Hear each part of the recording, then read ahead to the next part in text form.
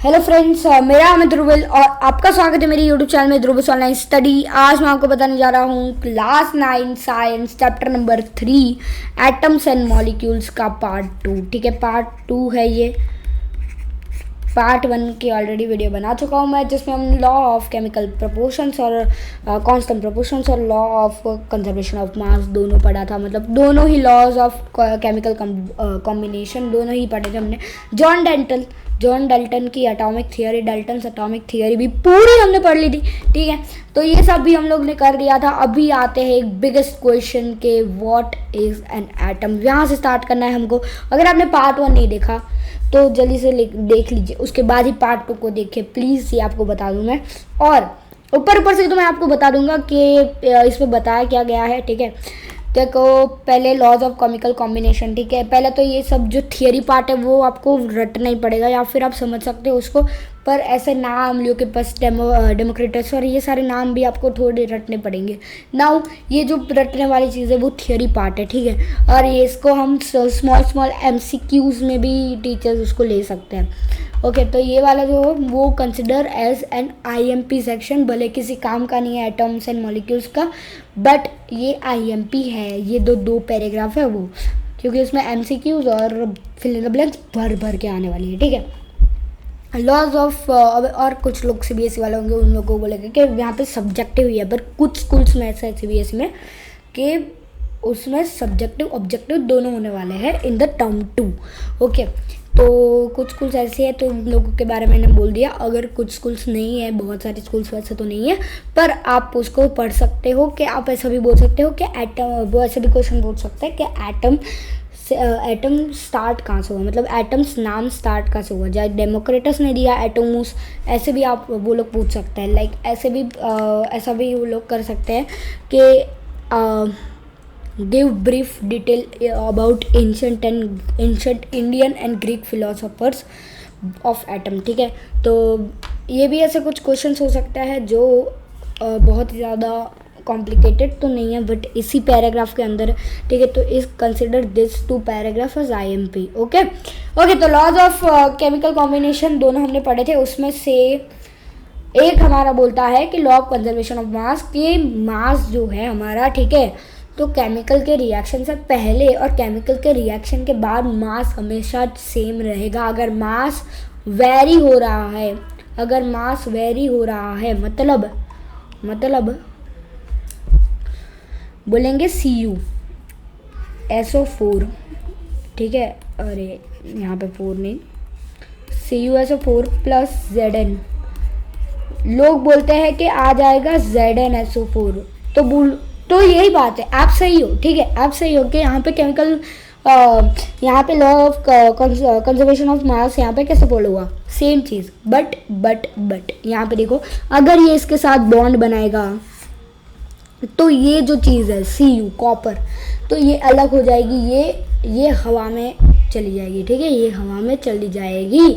Okay, पर हमें अगर हम लोग देखें, एक कंटेनर रखें, एक कंटेनर में पहले Cu SO4 प्लस Zn को मिक्स करें। ठीक है, और उसी कंटेनर को क्लोजली पैक्ड कर दे, और उसके बाद उसको वेइंग मशीन से स्केल करो। इनका जो वेट होगा, same weight you will get in this. ठीक है, अगर वो टाइटली पैक्ड है तो, वरना वो निकल जाएगा हवा के थ्रू। ओके, तो एक एग्जांपल भी दे दिया जिससे आपको कन्फ्यूजन भी ना हो। ठीक है, अगर आपको कन्फ्यूजन हुई है थोड़ी बहुत, अगर आपको कन्फ्यूजन है थोड़ी law of conservation of mass, जो कि बहुत ज़्यादा इजी टॉपिक है, तो पार्ट 1 देख लो, जो ये सारी जो प्रॉब्लम्स है वो क्लियर हो जाएगी। ठीक है, law of constant proportions. Okay, तो लॉ ऑफ कांस्टेंट प्रोपोर्शन कहना क्या जाता है कि जो भी एलिमेंट जब बॉन्ड बनाते हैं, ठीक है, जो भी एलिमेंट जब बॉन्ड बनाते हैं, लाइक वी कैन से NH3। ठीक है, NH3। अभी NH3 जो है ammonia, we can say ammonia, तो एमोनिया में नाइट्रोजन भी है, हाइड्रोजन भी है। ठीक है, पर ये पर्टिकुलर बोल सकते हैं, एक पर्टिकुलर फॉर्म में रहते हैं, एक पर्टिकुलर रेशियो में रहते हैं। कैसे रेशियो? नाइट्रोजन जो है, नाइट्रोजन का एटॉमिक मास होता है 14। एटॉमिक मास क्या? एटम का मास, सिंपल एटॉमिक मास का एटम का मास। ठीक है, उसका रिलेटिव मास भी आएगा कार्बन 12 आइसोटोप बाद में बोल देंगे हम लोग, बाद में समझेंगे उसको। पर हाइड्रोजन का मास है 1, पर यहाँ पे 3 हाइड्रोजन है तो उसका हो जाएगा 3। अगर 14 को 3 से डिवाइड करें तो कुछ नहीं रहेगा, तो 14 divide by 3 is equal to 14:3 भी हम लोग लिख सकते हैं। बात करें H2O की, हाइड्रोजन का मास है 1, ठीक है 1, और 2 हाइड्रोजन है तो उसका मास 2, ठीक है समझ रहे हो। और ऑक्सीजन का मास है 16, ठीक है 2 डिवाइड बाई 16। कट करें अगर इसको तो क्या हो जाएगा 1:8। यहाँ पे गिवन है 1:8, ठीक है। यहाँ पे 14:3 वाला एग्जाम्पल गिवन है। तो यही समझाने की कोशिश कर रहा है कि जहाँ पे भी कोई भी H2O है, जहाँ पे भी H2O है, जहाँ पे भी एमोनिया है, भले वो मार्स पे क्यों ना हो, भले वो किसी और प्लेस पे क्यों ना हो, ठीक है, पर ये जो मास है, ठीक है, मास तो सेम रहेगा। अगर वेट की बात करें, weight varies but mass always same, ठीक है। मास जो है वो हमेशा से सेम रहेगा, कभी भी वो वेरी नहीं करेगा, बट वेट कैन वेरी। अगर मास की बात करें, मास सेम रहेगा तो फिर कोई भी यूनिवर्स में कहीं पे भी डाल दो H2O को, अगर आप कोई दूसरे सोलर सिस्टम में भी क्यों ना पालो, पर वो भी 1:8 के रेशियो में ही बनेगा, ये कंफर्म चीज़ है, ठीक है। इसीलिए यहाँ पे बोला है कि लॉ ऑफ कांस्टेंट, कोई भी चीज़ कांस्टेंट 1:8 H2O के लिए कांस्टेंट है, और प्रपोर्शन, ओके हो गया। यही चीज़ थी, जॉन डाल्टन ने कुछ अपनी थियरीज दी थी, ठीक है। ये 5 उनकी एटॉमिक थियरी हैं। अगर इसको समझना है डिटेल में तो जाके पार्ट 1 का वीडियो देख लो, ओके। तो स्टार्ट करते हैं व्हाट इज एन एटम से। एटम है क्या चीज़, ठीक है। तो atom, have you ever observed a mason building walls? कभी आपने देखा है कि एक मेसन जो है वो दीवार बना रहा हो? कभी आपने देखा है? Now from this walls a room and then a collection of room to form a building. अभी जब एक दीवार खड़ी होती है, एक दीवार खड़ी होती है, ऐसी दीवार खड़ी होगी, ठीक है। अब ऐसी दीवार एक रूम बनाएगा, रूम बना लिया। अब वो ही रूम एक पूरी अलग अलग ग्रुप ऑफ रूम से पूरी बिल्डिंग खड़ी हो जाएगी।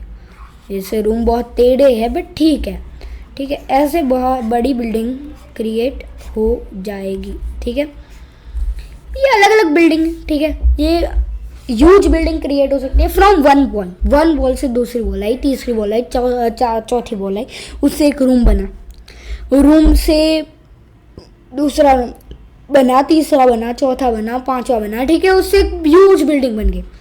How about the building block of an ant hill, it is a small grain of sand. अभी बात करें, जब ये जो एंट हिल है, एंट हिल मतलब जो हमारी छोटी छोटी एंट्स होती है ना, उनका घर, मतलब उनकी पूरी कॉलोनी होती है, कॉलोनी को बोलते हैं एंट हिल, ठीक है। जो एंट हिल है, एंट हिल के बिल्डिंग ब्लॉक को देखो। हमारे बिल्डिंग ब्लॉक तो हमारा वॉल है, ठीक है, एक छोटी सी वॉल या छोटी सी एक ब्रिक मान लो कि ब्रिक बिल्डिंग ब्लॉक एक लाइक एक छोटा सा ब्रिक, इतना सा ब्रिक एक पूरी वॉल खड़ी करता है, पूरी वॉल एक पूरा कमरा खड़ा करता है, पूरा कमरा एक पूरी बिल्डिंग तैयार करता है, ठीक है। तो यही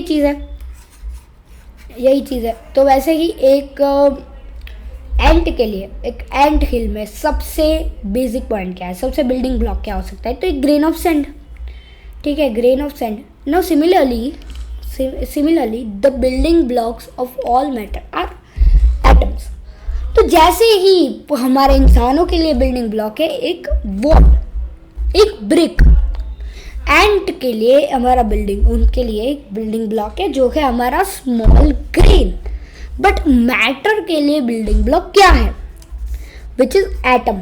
अब मैटर तो बहुत बड़े बड़े होते हैं, ठीक है, बहुत बड़े बड़े, एक बिल्डिंग भी मैटर हो जाएगी, एक गाड़ी भी मैटर हो जाएगी, एक पूरा एक मान लो बुर्ज खलीफा भी मैटर है, ठीक है, सब कुछ मैटर है। यहाँ पे जितनी भी चीज़ें हैं सब कुछ मैटर है, nothing is more than that, okay. So बात करें सब कुछ मैटर है तो उनके बिल्डिंग ब्लॉक क्या है कि तो वो हो गया एक एटम। और जैसे मैंने पिछली बार भी बताया था कि एटम के भी अंदर बहुत सारी चीज़ें होती हैं, तो ऐसा मत समझना कि atoms are the smallest particle, क्योंकि एटम्स के अंदर 43 सब एटॉमिक पार्टिकल्स होते हैं, ठीक है, सब एटॉमिक पार्टिकल 43 सब एटॉमिक पार्टिकल्स होते हैं। तो यही चीज़ है उसमें बहुत सारे होता है, इलेक्ट्रॉन्स, प्रोटॉन्स, न्यूट्रॉन्स। फिर बाद अब 3 चीज़ों के तो आप पढ़ेंगे बाद में, इसमें भी पढ़ेंगे, इस चैप्टर में भी थोड़ा थोड़ा उसका झलक दिखेगी आपको। बट उसके अलावा भी क्वार्क्स है, अप क्वार्क, डाउन क्वार्क, बहुत सारी चीज़ें हैं, ठीक है। ओके, तो जो एटम्स है, कितने बड़े एटम्स हैं, how big are atoms? Atoms are very small, they are smaller than anything that we can imagine और कंपेयर विथ। हम सोच भी नहीं सकते उतने स्मॉल है वो, हम सोच भी नहीं सकते, अनुमान भी नहीं लगा सकते। आपको भी लग रहा हो कि हम अनुमान तो लगा सकते हैं, but nothing can be that. अनुमान लगा सकते, लाइक हम लोग ने मैथमेटिकल प्रूव किया गया है, ठीक है। बट बात की जाए तो एटम को हम नहीं देख सकते, बहुत बहुत छोटे होते हैं, ठीक है। तो यहाँ पे लिखा गया है कि कंपैरिजन दी गई है, like more than millions of atoms when stacked would make a layer barely as thick as this sheet of the paper। जब लाखों करोड़ों एटम्स एक साथ हो जाते हैं तब एक लेयर बनती है एज अ थिक पेपर, ठीक है, इतनी सी। हमारे अंदर कितने एटम होंगे? क्वांटिलियन, गोगोल, ठीक है, बहुत सारी अलग अलग चीज़ें, ठीक है। ओके, तो atomic radius is measured in nanometres, nanometres में मेजर किया गया क्योंकि वो बहुत ज़्यादा छोटे हैं, ठीक है। तो 1/10⁻⁹ मीटर, 1/10⁻⁹ मतलब 10⁻⁻⁹ metre is equal to 1 nanometre. सोचो कितना छोटा, सोचो कितना छोटा, ठीक है। और 1 metre is equal to what? 10⁻⁹ nanometre. 1 metre के बदले क्या, 1 मीटर कितना होता है? 10⁻⁹ नैनोमीटर। कितने सारे नैनोमीटर 1 मीटर में आ जाएंगे। अगर हम बात करें 1 मीटर की तो 1 मीटर इज वेरी स्मॉल, ठीक है। Okay, relative sizes. अभी साइज की बात करें कि रेडियाई कैसी है, रेडियस कैसा है। अगर आपने सही चैप्टर में 10 पढ़ा होगा, ठीक है, क्लास 9 का सर्कल, तो आपको रेडियाई का मतलब पता होगा। रेडियाई बहुत सिंपल सा वर्ड है, आप सबको पता होता है, बट कुछ लोगों को नहीं पता होगा। बता दूं, रेडियाई का मतलब है रेडियस, बहुत सारे रेडियस। अगर प्लूरल फॉर्म, रेडियस का प्लूरल फॉर्म अगर हम देखें तो इट इज रेडियाई, ठीक है, रेडियाई इन मीटर। एग्जाम्पल ले ले, atom of hydrogen. Atom of hydrogen है 10⁻⁻10, 10⁻⁻10, ठीक है। एटम, एक एटम हाइड्रोजन का 10⁻⁻10 उसका रेडियस है। ओके, एक जानकारी के लिए बता दो कि हाइड्रोजन का एटम सबसे छोटा होता है, इसीलिए उसका मास भी सबसे लो होता है, मतलब सबसे कम होता है। मास उसका होता है 1, बाकी सबके 2, 4 होते हैं, 16 होता है, 12 होता है, 14 होता है, ठीक है। बहुत सारे अलग अलग मास होता है, 35.5, 102, बहुत सारे अलग अलग मासेस। बट हाइड्रोजन का सिर्फ 1 है, क्योंकि वो सबसे स्मॉलेस्ट एटम है किसी भी एलिमेंट। अगर हम पूरा पीरियोडिक टेबल देखें तो उसमें स्मॉलेस्ट एटम हाइड्रोजन का है ना। मॉलिक्यूल ऑफ वाटर, वाटर का मॉलिक्यूल। अभी आप बोलोगे कि वाटर का एटम क्यों नहीं है, मतलब एटम क्यों नहीं है, क्योंकि उन लोगों ने बॉन्ड बना दिया है। क्योंकि H2 अगर सिर्फ H का H होता ना तो वो एटम कहलाता है, बट जब वो 2 चीज़ है, ठीक है, 2 चीज़, हाइड्रोजन भी है, ऑक्सीजन भी है, तो बन जाता है एक मॉलिक्यूल, और उसमें सबसे छोटा होता है मॉलिक्यूल।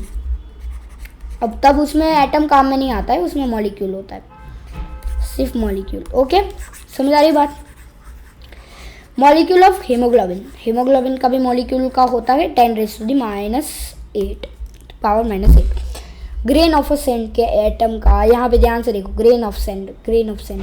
अब ग्रेन ऑफ सेंड जो होती है बहुत छोटी होती है, एक ही ग्रेन ऑफ सेंड की बात कर रहा हूँ, ठीक है, उसके एटम की भी बात नहीं कर रहा हूँ, सिर्फ एक ग्रेन ऑफ सेंड 10⁻⁴ -4। देखिए कितनी बड़ी है compare to the atom of hydrogen, कितनी बड़ी है ग्रेन ऑफ सेंड। एंट की बात करो, एंट है यहाँ पे 10⁻⁻3। एंट है 10⁻⁻3।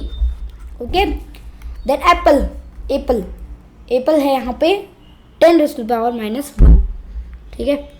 एप्पल है यहाँ पे 10⁻⁻1। ओके, पता चल गया यहाँ पे।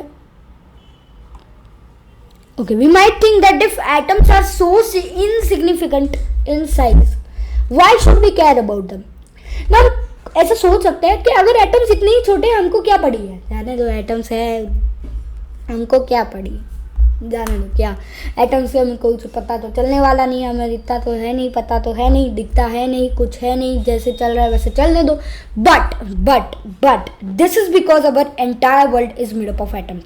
We may not be able to see them, but they are there and constantly affecting whatever we do. अभी ये जो चीज़ है, अब लोगों को लगता है एटम, ठीक है, एटम से क्या ही फ़र्क पड़ता है, कुछ नहीं फ़र्क पड़ता, ऐसे ही है, ऐसे ही रहेंगे, हमेशा ही रहेंगे, कोई चीज़ है नहीं, और इसमें कुछ डर वाली कोई भी बात नहीं है, कोई जानने वाली भी बात नहीं है, सबसे छोटी चीज़ एटम, ख़त्म बात. बट ये एटम से ही पूरी दुनिया बनी हुई है. This is because our entire world is made up of. अभी यहाँ पे हम उसको देख नहीं सकते, ठीक है, पहली चीज़ हम लोग उसको देख नहीं सकते, बट वो हम कॉन्स्टेंटली हमारे वर्क को, हमारे लर्निंग को, हमारे सारी चीज़ को अफेक्ट कर रहा है. Through modern techniques we can now produce magnified images of surfaces of elements showing atoms. अब मॉडर्न टेक्निक को देखकर we can take that magnified images of surfaces. Magnified images मतलब बहुत ज़्यादा आप माइक्रोस्कोप से देखोगे, बहुत ज़्यादा इलेक्ट्रॉन माइक्रोस्कोप भी बहुत ज़्यादा पावरफुल होना चाहिए उसके लिए, ठीक है. तो उससे जो इमेजेस जो निकलेगी, ठीक है, उससे जो इमेजेस दिखेगी, तो वो इमेजेस हम एलिमेंट के, एटम्स के सरफेस तक भी जा सकते हैं, ठीक है. हम वो भी देख सकते हैं, लाइक एटम्स को वो दिखाती हो, like an image of the surface of the silicon की यहाँ पे सरफेस है, यहाँ पे दिख रहे हैं atoms, you can see atoms दिख रहे हैं ना यहाँ पे, सिलिकॉन के एटम्स,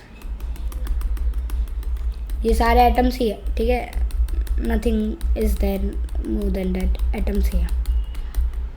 कितने छोटे हैं, यहाँ पे है, यहाँ पे है, यहाँ पे है, दे वेरी स्मॉल, ठीक है. Now what are the modern day symbols of atoms और डिफरेंट एलिमेंट्स. एटम्स क्या चीज़ है पता चल गया. एटम्स के कुछ सिंबल्स होने चाहिए. जैसे हमें पता चला कि भैया हाइड्रोजन की जो साइज है एटम की वो है 10⁻⁻10. अब पिछले दिन पता चलता है कि कोई और एटम ऑफ ऑक्सीजन की साइज है कुछ x, ठीक है, तो वो हाइड्रोजन से ज़्यादा साइज है उसकी, तो क्या होगा, मास भी डिफरेंट है, अंदर का जो मास है वो भी डिफरेंस है, ठीक है. बहुत सारे लोग डिफरेंट थिंग्स है, तो उसके अंदर हम लोग एक प्रॉपर उसका सिंबल कैसे बनाएं. अगर हाइड्रोजन लिखे तो हाइड्रोजन, अगर मैं बात करूँ, कोई लिखे C6H12 को पुराने ज़माने में लिखो. अब C6H12 कार्बन हाइड्रोजन 12 टाइम्स लिख के तो कोई थक जाए. बट ऐसे ही अगर हम लिखे C6H12 O6, ओके O6 भी ऐड कर देते हैं, O6 को रहने देते, ठीक है.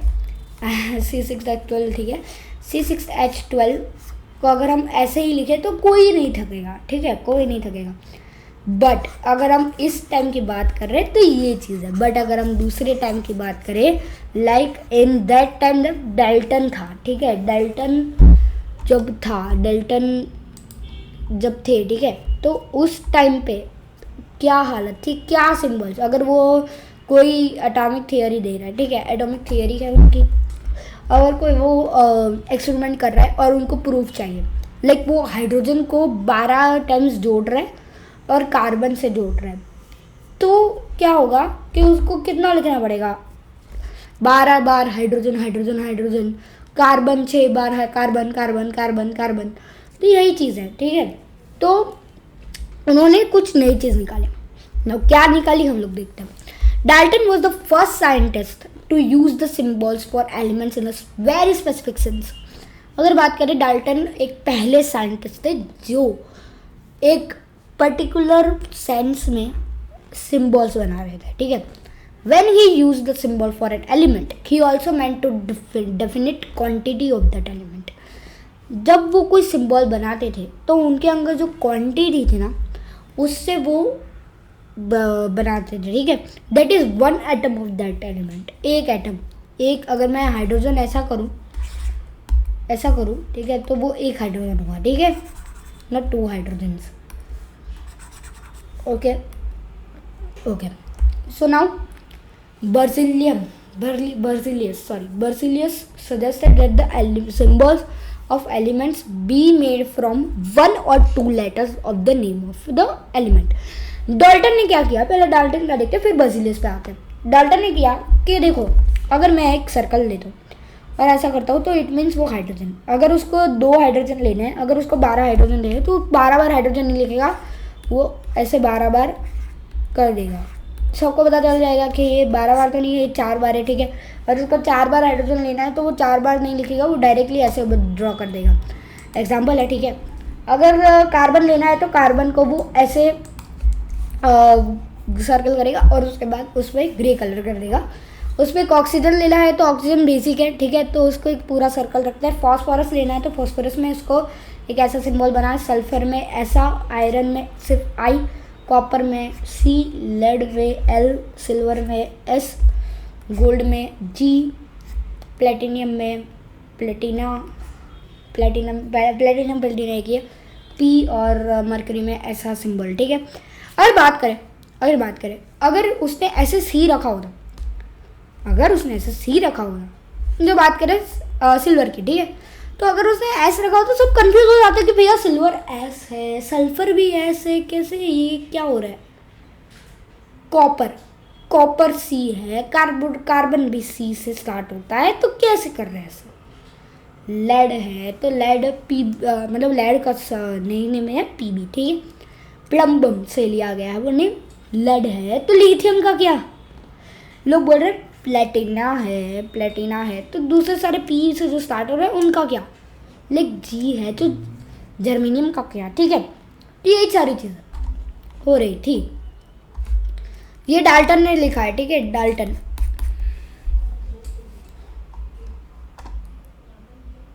ओके, जर्मेनियम कोई चीज़ नहीं है, right, gold. Okay In the beginning, the names of elements were derived from the names of the place where they are found first. पहले क्या हुआ कि बर्जिलियस ने क्या किया कि अभी बर्जिलियस पे आना बाकी था। यस, बर्जिलियस ने ऐसा सुझाव दिया कि ऐसे कार्बन को अगर हम 6 कार्बन लेते हैं, ऐसे ड्रॉ कर लेते, बैठेंगे नहीं। देख रहे हो, आलस हो रही है, सबको आलस हो रही है अभी, देखो ठीक है। अभी बर्जिलियस ने क्या किया, उसने कहा कि ऐसे तो हम लोग 6 हाइड्रोजन लेंगे, 6 कार्बन लेंगे, 20 हाइड्रोजन IUPAC मतलब 20 30 हाइड्रोजन लेते हैं, 30 एफी लेते हैं, तो उसमें अगर ऐसा लेते हैं तो फिर बाद में हम लोग कितनी बार इसे लेने पड़ेंगे और बाद में कंफ्यूजिंग है ज़्यादा। तो बर्जिलियस ने बोला कि 1 और 2 लेटर्स ऑफ द एलिमेंट्स पे नाम रख लो और उसका सिंबल रख लो, ठीक है। In the beginning the names of elements were derived from the name of the place where they were found for the first time. Beginning में जब स्टार्ट हुआ ये सब सिंबल्स का, तो बर्जिलियस से बोलने के बाद उसने बोला कि यार एलिमेंट्स को हम लोग जहाँ से वो पाए गए हैं वहाँ से उसको लेते हैं, उसका नाम। For example the name copper was taken from Cyprus. उन्होंने बोला सिप्रस, देखो कॉपर को हम सिप्रस से लेंगे।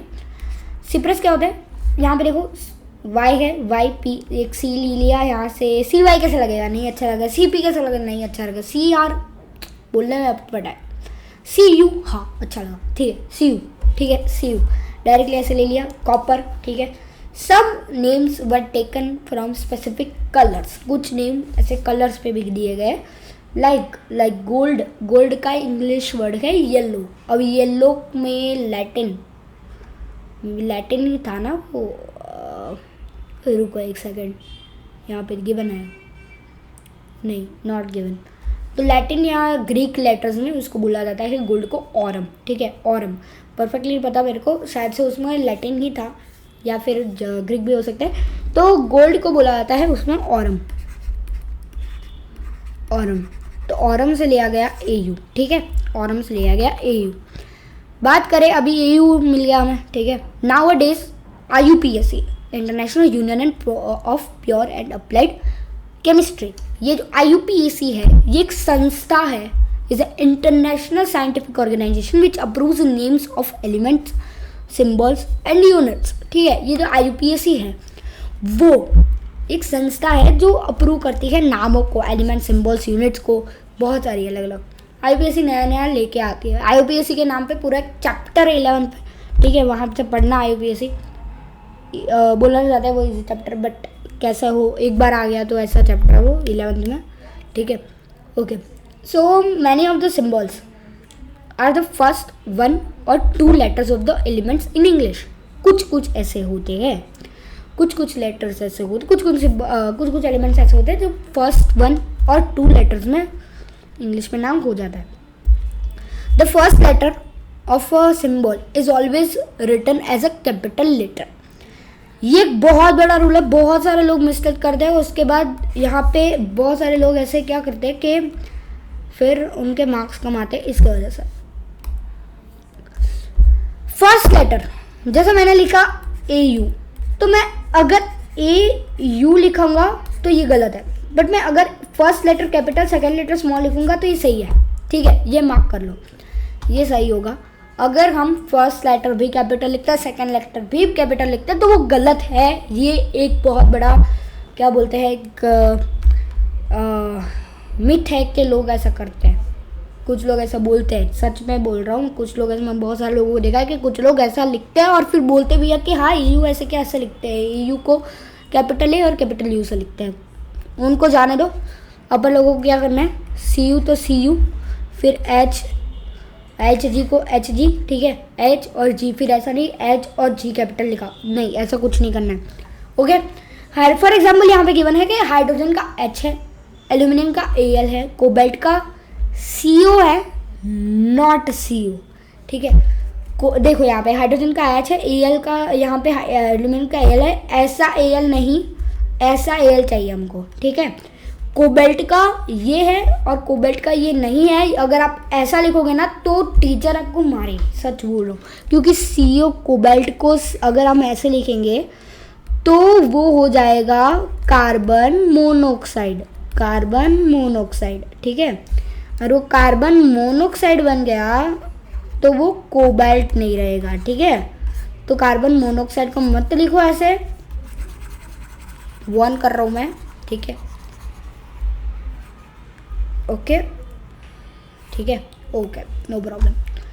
So symbols of some elements are formed from the first letter of the name and the first letter of a name or letter appearing later in the name, ठीक है। उसके बाद जो नाम पड़ा है उस पर, ठीक है। मतलब बात की जाए कि हम Cl की देख लें, क्लोरीन की, तो कुछ लेटर में लेटर के बाद होता है, लेटर के बाद मतलब कुछ लेटर्स में क्या होता है कि CH अगर लेंगे तो नहीं होगा, क्रोमियम हो जाए, तो इसी वजह से उसको Cl कैसे लेंगे, C और L, ठीक है।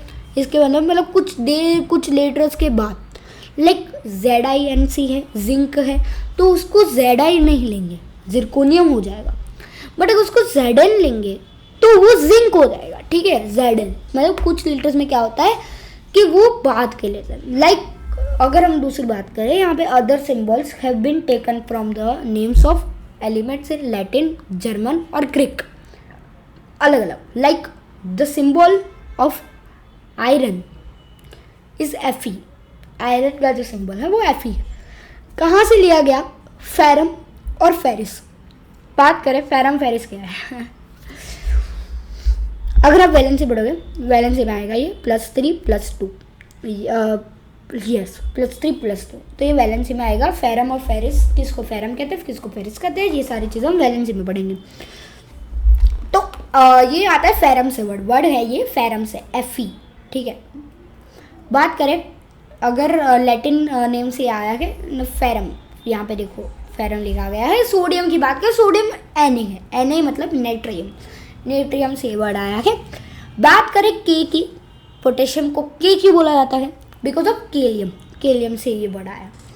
Now therefore each letter has a unique name and unique chemical symbol, ठीक है। ओके, तो यहाँ पे ये पूरा टेबल है वो पूरा रटना पड़ेगा, पूरा इसको पूरा ऐसे कर दो, ठीक है, पूरा ख़त्म कर दो इस टेबल को, पूरा रट लो ये टेबल। एल्यूमिनियम का Al, आर्गन का Ar, बेरियम का Ba, बोरोन का B, ब्रोमीन का Br, कैल्शियम का Ca, कार्बन का C, क्लोरीन का Cl। देखो यहाँ पे लेटर पे आ रहा है, ठीक है। कोबाल्ट का Co, कॉपर का Cu, सिप्रम से आया ये सिप्रम, फ्लोरीन का F, गोल्ड का Au, ऑरम से आया ये वर्ड, हाइड्रोजन का H, आयोडीन का I, आयरन का Fe, फेरम से आया अभी देखा हमने, लेड का Pb से किससे आया, प्लम्बम एक वर्ड है वहाँ से हम लिया है Pb, magnesium Mg, neon Ne। बात करें नाइट्रोजन का N, ऑक्सीजन का O, पोटेशियम का K किससे आया अभी हमने देखा, केलियम, सिलिकॉन से Si, सिल्वर का Ag, अर्जेंटम बोला जाता है उसको, एक वर्ड है अर्जेंटम, उससे आया है Ag, सोडियम का Na, नेट्रियम से आया है, सल्फर का S, यूरेनियम का U, Zn का जिंक का Zn, ठीक है। ओके, तो the about table is given for you to refer to whenever you study about elements. Do not bother to memorize all in one go. With the passage of time and repeated usage, you will automatically be able to reproduce the symbols. Okay, तो इसको रटने की ज़रूरत है पर नहीं है, यहाँ पे NCERT वाले बोल रहे नहीं है, मैं बोल दूँ पहले कर दो उसके बाद समझोगे तो ज़्यादा बढ़िया होगा। वो लोग बोल रहे हैं कि ये जो टेबल है तो रटो मत, एक ही बार में ऐसे रट मत डालो, थोड़ा काम लगाओ, अगर उसको रिपीटेडली यूज़ आएगा तो धीरे धीरे याद हो जाएंगे, ये भी बात सही है। बट पहले से ही अगर आप ये सब कर लोगे तो जब आगे इसका यूज़ होगा तो आपको ज़्यादा समझ में आएगा कि हाँ है, जो लोग बोलेंगे मैं कोई की बार ऐसा सिंबल ही देता हूँ डायरेक्ट, अगर लेड होगा तो मैं Pb लिखूँगा, पर कुछ लोग समझ में रख जाएंगे कि हाँ Pb क्या था, लेड था, पर जिन लोगों को आता होगा कि हाँ Pb हाँ लेड, ठीक है, तो ये फटाफट से मेमोराइज हो जाते हैं, ठीक है ये चीज़।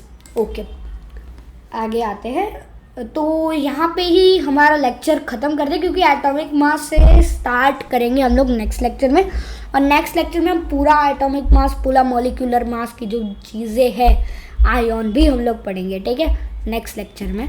Okay, atomic mass molecular mass दोनों हम खत्म करेंगे नेक्स्ट लेक्चर में, साथ साथ में आयन चार्जेस भी हम लोग पढ़ेंगे, वो ज़्यादा इंटरेस्टिंग चीज़ है। तो एटॉमिक मास हम लोग स्टार्ट करेंगे in the next lecture in the part 3, वो भी जल्द ही आ जाएगा, ठीक है। So thank you for watching, please like share subscribe the channel and press the bell icon.